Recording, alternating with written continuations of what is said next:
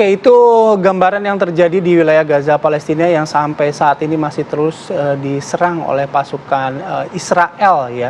Nah, pertempuran antara pejuang Hamas dan juga pasukan Israel kan berlangsung di wilayah Palestina. Tapi pertempuran opini juga terjadi di media sosial. Banyak masyarakat yang melihat atau mendukung pada perjuangan dari kelompok Hamas ini, tapi tidak sedikit juga masyarakat yang memberikan narasi positif mengenai Israel. Bahkan beberapa di antaranya atau setidaknya yang kita lihat di media sosial ada beberapa yang mengaku mendapatkan bayaran tertentu untuk memberikan narasi positif atas versi dari konflik ini dari kacamata Israel. Ya itu dia, perang opini juga nampaknya terjadi di media sosial. Kita coba akan meng-capture apa yang terjadi di media sosial. Sudah hadir dari Drone Pit dari Mas Fahmi. Selamat pagi. Selamat pagi, Mas. Langsung saja, ini tentu sudah ada analisis tertentu dari Anda untuk melihat bagaimanakah perang opini dan juga berbagai hal di baliknya di media sosial. Apa yang bisa Anda baca di sana? Ini pertempuran luar biasa ya, perang informasi. Kalau kita lihat tuh Israel cukup frustasi ya. Di beberapa, misalnya saya ambil sampel aja saya sendiri. Ya. Mereka banyak bilang bahwa banyak narasi-narasi itu propaganda Hamas, ya, propaganda Hamas. Tetapi itu ternyata Israel yang sudah sangat canggih informasinya. Saya gunakan data pakai Drone Pit ya. Saya pakai kata kunci Hamas. Saya ingin mengetahui petanya. Ketahuan di situ, petanya adalah sangat besar. Titik utama akun itu adalah akun @Israel. Itu akun utama mereka. Di sampingnya itu ada akun besar, misalnya Mossad. Kemudian akun lagi IDF dan akun-akun tokoh-tokoh besar yang mereka mencoba menyerang dengan narasi Hamas. Ini luar biasa besar. Jadi kalau kita bicara soal Hamas, yang paling besar membahas itu adalah mereka. Dan ada beberapa akun besar yang lain yang mencoba memperjuangkan Hamas atau lebih pro Palestina itu. Dan tapi ini nggak terlalu besar ya banyaknya. Tetapi kalau kita lihat di lapangan setiap weekend aksi di lapangan, aksi di jalan, apalagi di Indonesia kayak kemarin hampir 2 juta di tempat-tempat yang lain. Ini nampak bertolak belakang ya dengan apa yang terjadi di media sosial. Yes, di media sosial mereka mencoba untuk membangun narasi bahwa ini semua karena Hamas. Oke, bentar, Mas. Saya potong dulu penjelasannya yang ini ya, Mas ya. Ini contoh cuitan pendukung Israel begitu ya. Boleh mungkin dielaborasi lagi gitu tadi. Ketika narasi-narasi dari pendukung Israel itu sebenarnya highlight-nya apa, Mas, yang ingin disampaikan oleh akun-akun ini? Kan ada tadi ya, IDF, kemudian apa itu? Nah, ini adalah contoh akun. IDF itu adalah satu akun ya, yang dia dari militer sana. Di samping IDF itu ada akun Israel dan lain-lain. Dan ternyata yang menarik apa? Itu di dalam klaster utama Israel, itu ada akun-akun Indonesia. Contohnya itu Samisoh.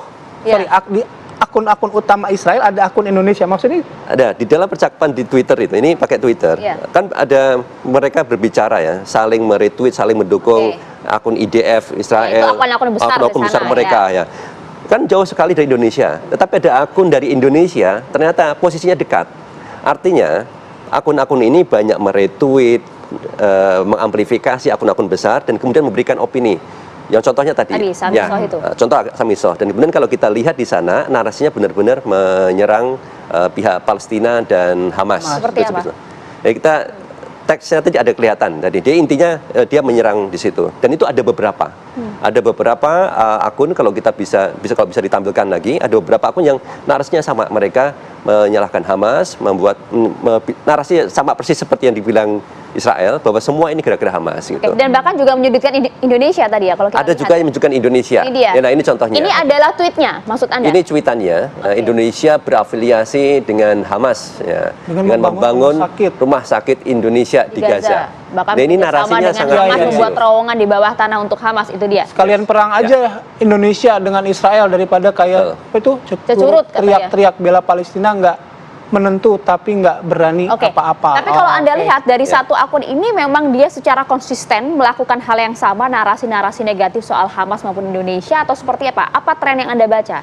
Tren yang ini sudah memperlihatkan tren ya. Posisi akun dia itu dekat dengan IDF, artinya dia meretweet, mengamplifikasi, plus di sini contohnya dia menyampaikan pendapat dia dalam bahasa Indonesia. Biasanya kan ya bahasa Inggris dari luar kan amplifikasi. Dan ada beberapa akun yang lain. Saya tandain di sini ada sekitar 4 akun lah yang mereka sangat aktif melakukan itu. Mungkin kalau bisa ditampilkan yang peta besar lengkapnya itu bisa kelihatan. Oke, nanti kita lihat ya peta besar lengkapnya. Tapi setidaknya dari narasi yang disampaikan oleh Mas Ismail tadi, sebenarnya narasi-narasi yang disampaikan adalah mensimplifikasi bahwa peristiwa ini terjadi karena ada tindakan terlebih dahulu dari Hamas gitu. Tidak melihat pada peristiwa sejarah belakangnya gitu ya, kurang lebih gitu ya. Kita bahas nanti lebih lanjut lagi ya, Mas. Kami harus jeda terlebih dahulu, kami akan kembali sesaat lagi.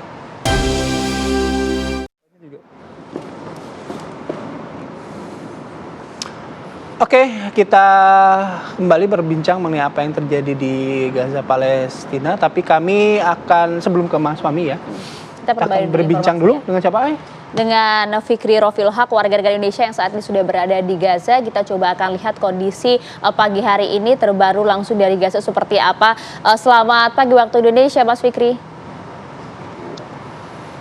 Pagi dini hari waktu Gaza, Mbak. Ya, Mas, Anda bisa jelaskan posisi Anda saat ini seperti apa dan bagaimana kondisi di sana, termasuk juga kesediaan logistik, bahan bakar juga untuk kebutuhan listrik di sana.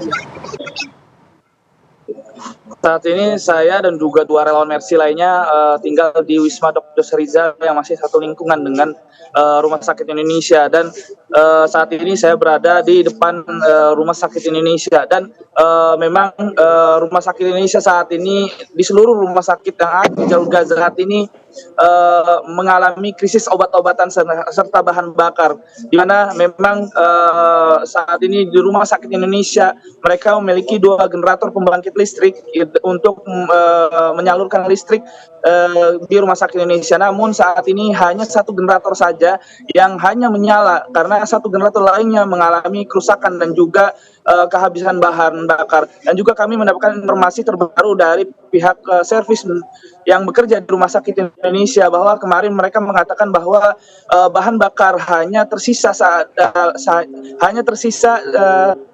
selama 5 hari sampai hari Minggu saja. Namun kalau itu generator yang menyala hanya 1, kalau dua-duanya dinyalakan generator artinya hanya bisa menampung listrik 2,5 hari.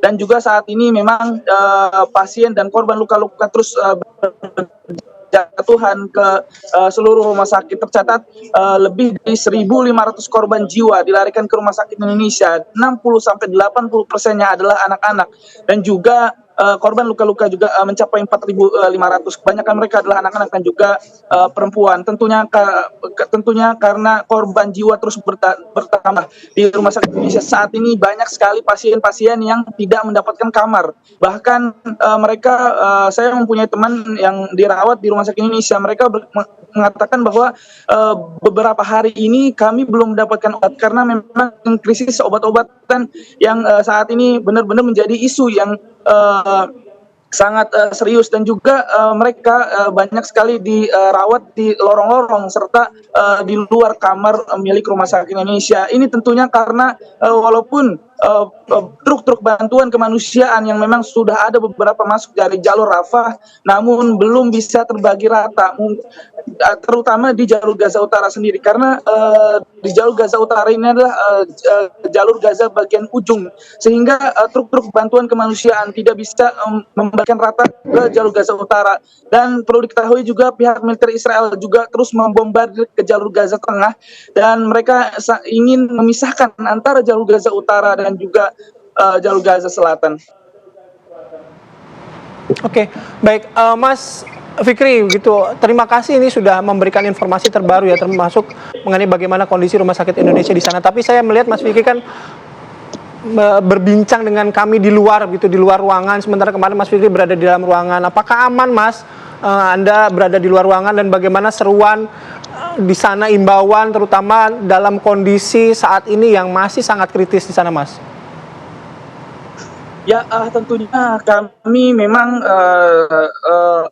sudah menanggung resiko apapun, dan juga kami memang kami dan juga 2 relawan Mercy lainnya memang menolak untuk dievakuasi karena kami akan terus insya Allah akan membantu warga Gaza yang ada di sini, terutama terkhusus di rumah sakit Indonesia. Dan memang kabarnya beberapa hari lalu pihak militer Israel meluncurkan targetnya ke depan rumah sakit Ashifa. Namun alhamdulillah sampai saat ini memang rumah sakit Indonesia dalam pantauan kami memang masih sejauh ini masih aman, walaupun di sekitar rumah sakit Indonesia masih terus dibombardir oleh pihak militer Israel. Dan perlu diketahui juga sudah ada 46 wartawan lokal yang memang menjadi syahid akibat serangan kekejian Zionis Israel. Dan juga perlu dicatat lebih dari 130 tim kesehatan yang bekerja di seluruh rumah sakit yang ada di Jalur Gaza juga menjadi dibantai oleh pihak Zionis Israel. Ya, Mas Fahmi, Anda tadi juga jelaskan memang kondisinya saat ini sudah berserah diri begitulah ya. Dan kalau misalnya kita lihat kondisi kritis obat-obatan di rumah sakit, kemudian korban terus berdatangan, termasuk juga bahan bakar bagi generator di sejumlah rumah sakit, termasuk rumah sakit Indonesia ini seperti apa? Karena tadi Anda katakan banyak anak-anak, mungkin ibu hamil juga di sana. Ya, memang kondisi obat-obatan saat ini benar-benar sangat kritis, di mana kami memang ketika 2 minggu peperangan atau 3 minggu peperangan kami masih bisa mencari obat-obatan dan juga alat kesehatan yang ada di jalur Gaza, tentunya dengan stok yang ada di dalam. Dan saat ini kami benar-benar tidak bisa keluar area rumah sakit Indonesia karena memang dari hari Selasa kemarin, ya dari hari Selasa minggu kemarin, pihak militer Israel terus membombardir di pasar Maskar yang ada 1 menit jaraknya dari rumah sakit Indonesia. Dan terjadi lagi pembantaian pada hari Rabu juga. Kamp pengungsian yang ada di Jabaliyah juga dibantai, dan Jumat, Sabtu, Ahad, bahkan setiap hari sampai Senin kemarin memang di area yang di sebelah kiri saya juga masih terus dibantai oleh pihak militer Israel. Artinya saat ini kami benar-benar tidak bisa keluar dari area rumah sakit Indonesia, dan kami masih mengamankan di dalam area rumah sakit Indonesia. Perlu dicatat juga bahwa 2.000 warga Gaza juga mengungsi ke rumah sakit Indonesia. Mereka memadati halaman-halaman milik rumah sakit Indonesia, dan juga karena 130 lebih tim medis meninggal, akhirnya juga membuat penurunan bagi tim-tim medis yang saat ini bekerja. Kami memang tim relawan kemanusiaan yang memang non medis, namun beberapa kali kami juga ikut membantu korban luka-luka karena minimnya tim medis yang ada di seluruh rumah sakit Indonesia, terutama di rumah sakit Indonesia. Dan perlu diketahui juga banyak sekali dokter-dokter yang memang bekerja di rumah sakit Indonesia, keluarganya menjadi korban Zionis Israel. Salah satunya adalah kepala operasi yang bekerja di rumah sakit Indonesia, keluarganya, anak serta istri dan juga saudara juga meninggal semua. Ini memang benar-benar kekejaman yang sangat keji yang dibantai oleh pihak militer Zionis Israel. Terima kasih Mas Fikri atas informasinya. Jaga kesehatan, dan semoga Mas Fikri dan rekan-rekan Mercy sana dan juga warga Palestina di sana selalu dapat lindungan dari Allah Subhanahu wa taala. Kami bersama Anda, para relawan tenaga medis, juga tentunya warga Gaza di sana. Terima kasih banyak Mas Fikri Rofiul Haq, warga negara Indonesia yang saat ini berada di Gaza.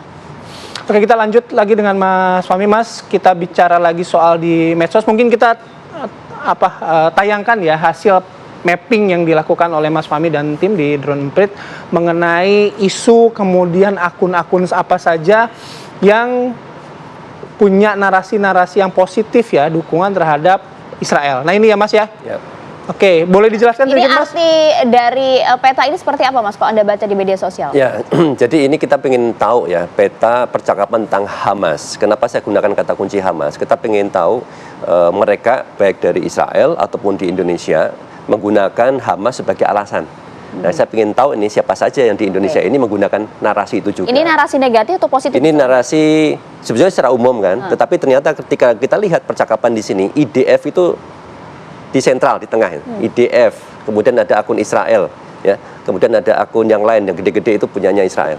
Nah, di situ ada beberapa akun ini yang menarik dengan konteks Indonesia, buzzer-buzzer yang ada di Indonesia, tapi dia ternyata ada dalam satu klaster dengan mereka yang di Israel itu. Tidak jauh dari akun-akun. Tidak jauh, karena kenapa mereka bisa seperti itu? Karena yang mereka lakukan adalah mengamplifikasi dari IDF, melike, meretweet, nge-share lagi, sehingga posisi mereka dekat dengan itu.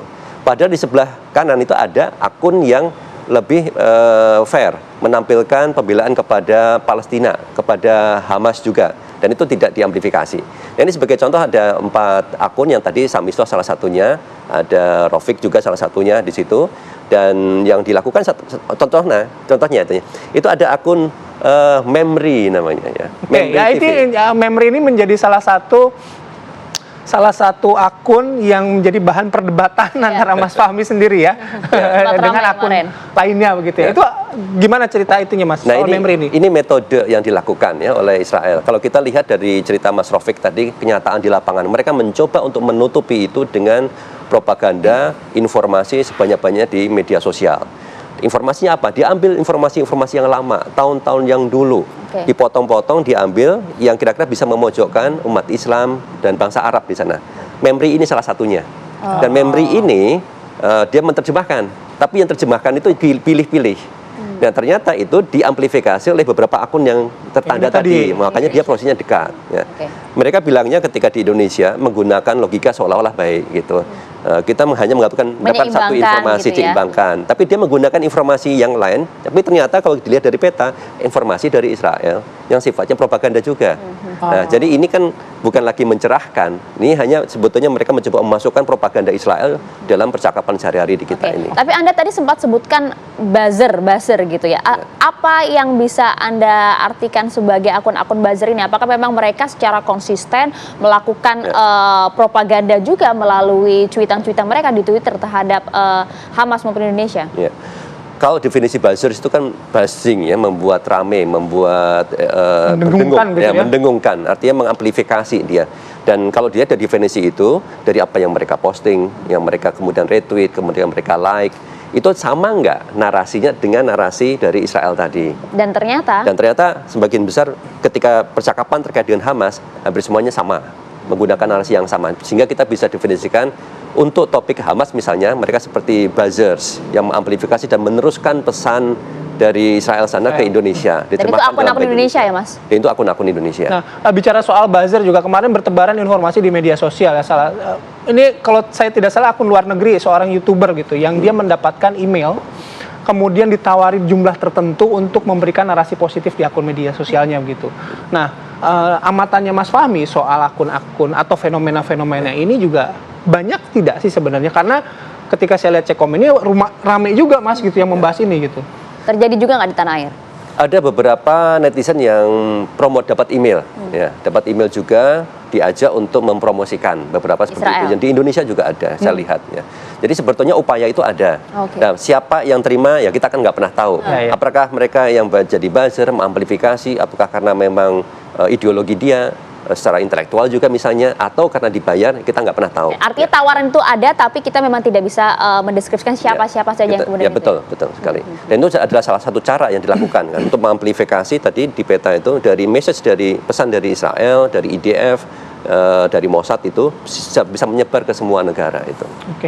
Oke, baik Mas Fahmi, terima kasih atas waktu dan juga sudah memberikan informasi yang lengkap tadi, terutama ketika perang opini yang terjadi di media sosial. Iya, dan juga berhati-hati tadi katanya ternyata banyak informasi-informasi yang mungkin tidak akurat untuk masa kini dan juga hoax gitu ya. Oke, baik, sekali lagi Mas Fahmi, makasih sudah hadir. Assalamualaikum warahmatullahi wabarakatuh.